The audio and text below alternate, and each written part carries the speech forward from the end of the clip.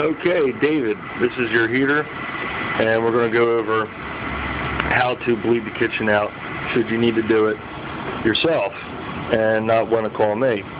You're always welcome to call me, however, this is for your own knowledge because you're the type of guy who would like to know. Anyways, this is your boiler gauge, and what you want to always see, that's the bottom one, the blue, that's the pressure. You always want that about 20, okay? No less than 10, and no more than 20, okay? When it reaches 30, the relief valve will blow, and that's right here. That's that pipe on the side. So anyway, so you want it about 20 pounds. What you're going to do is turn on all the thermostats, both thermostats up top. These circulators will be running. Shut all the valves above the circulators off. That's like this.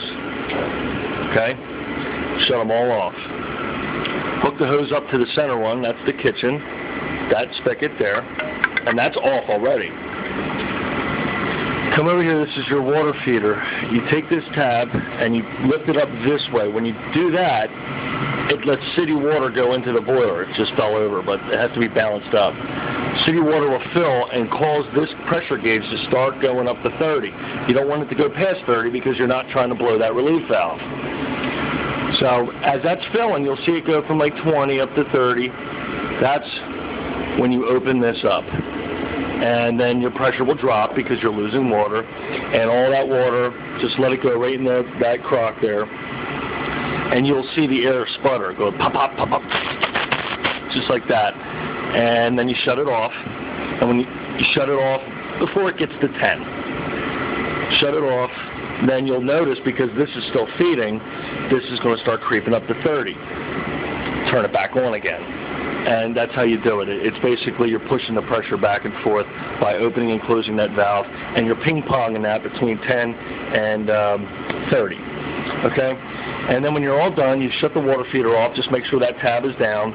It's not sticking straight out like that. It's just hanging down or hanging up. And that will stop it feeding. Leave it at about 20 pounds. And make sure these are all off so you're not draining water. And turn these all back on, and you're back up and running.